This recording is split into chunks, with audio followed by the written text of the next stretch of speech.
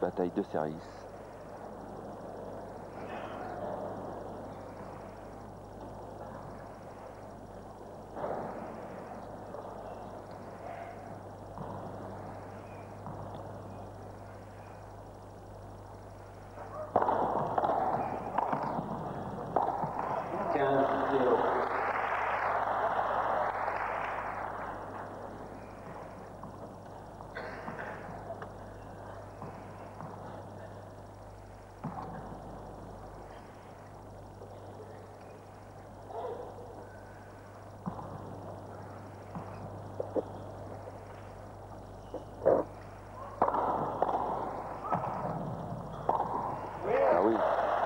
Le premier passing réussi par Jacob Lasek alors que John McEnroe se présentait à la volée. 15-1. Bon, il faut dire que la volée, on va le voir d'ailleurs sur ce ralenti de Régis Forissier, la volée de John McEnroe n'était pas assez performante et Lasek en revers a pu facilement tirer son passing.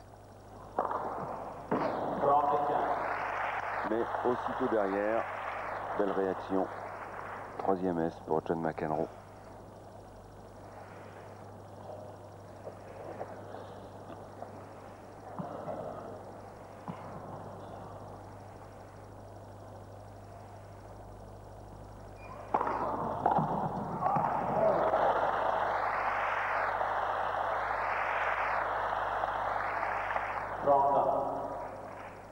Encore remarquablement joué de la part de Lasek.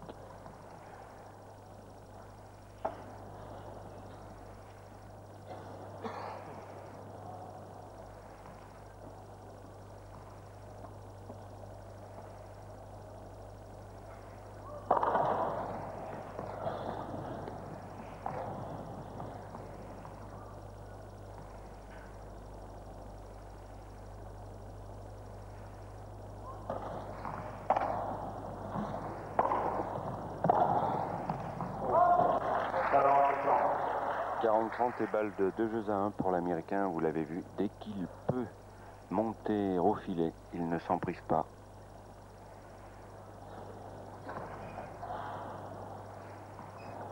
Mais à ce jeu, il faut bien sûr soigner ces montées vers le filet, car Jacob Lasek est redoutable en passing. Oh oui! Superbe retour croisé de Jacob Lasek. Égalité à 40.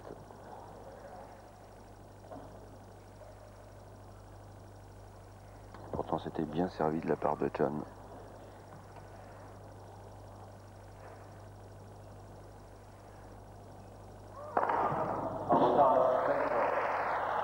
Quatrième S pour John McEnroe qui se donne une nouvelle fois une balle d'avantage.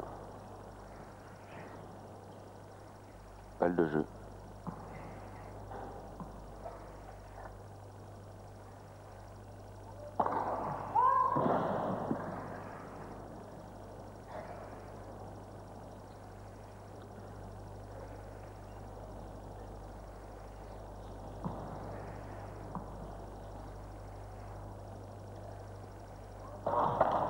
Égalité. Double faute de l'Américain, la deuxième depuis le début de la partie. Égalité. On alterne le bon et le moins bon service pour l'instant en jeu, tout simplement parce que il passe un petit peu moins de première balle. Vous voyez, dès que ça passe, John McEnroe a plus de facilité. C'est sûr que tout le jeu de l'Américain est conditionné sur sa mise en jeu, sur cette première balle, très performante.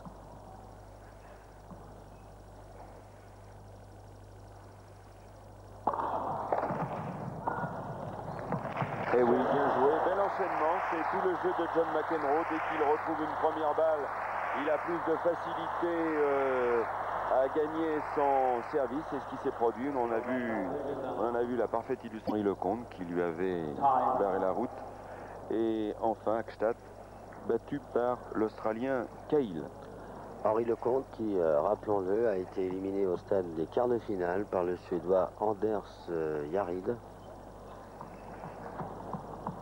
Oui, c'est le physique qui n'a pas suivi peut-être le mental, alors qu'Henri avait pratiquement un pied, faut-il le dire, en quart de finale le vendredi soir, en demi-finale vendredi soir, lorsque le physique l'a lâché. Ah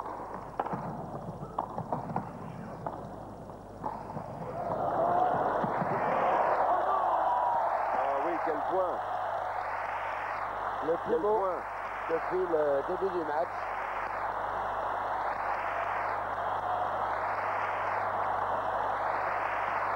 On le revoit. Vraiment, c'est un régal pour les yeux. Avec Lasek à La la volée de volée. Lasek qui prend un peu John McEnroe à contre-pied, lequel a bien réagi. Et vous voyez un petit peu hoché la souris. McEnroe avait anticipé, mais cette fois, Lasek ne peut pas retourner car il a glissé. Mais c'était de toute manière bien joué de la part des deux joueurs. C'était superbe.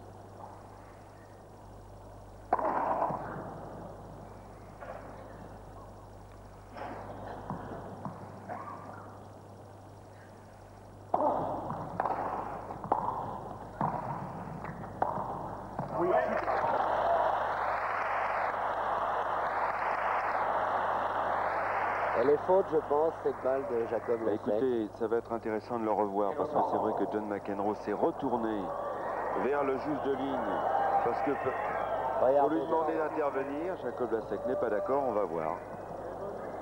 Un passing de revers, le long de la ligne, qui est faute. Mais écoutez, on a du mal à juger sur ces lignes latérales. Et moi, je l'avais vu un peu ligne. Enfin bref, Lasek, très fair-play, n'a pas tellement protesté. Et tout de suite, il viendra rectifier le tir avec un service gagnant.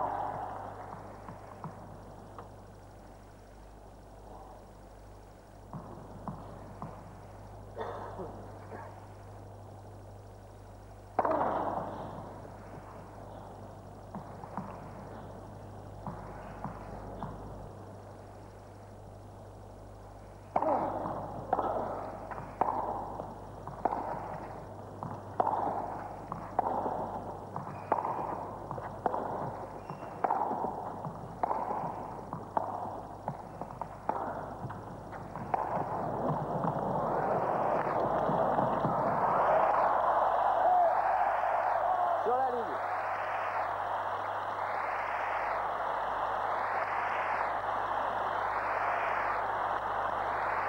Encore un petit doute, cependant, je pense que l'arbitre va annoncer 15-40. En tout cas, un échange de toute beauté. Vous avez bien vu, Patrick, la balle était ligne. Dire que John McEnroe a joué deux fois les lignes. 2 balles de break donc pour l'Américain sur le service de Lasek.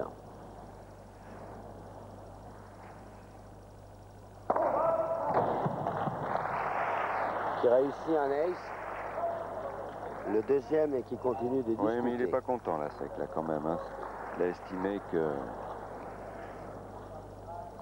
la balle de McEnroe sur le point précédent était faute.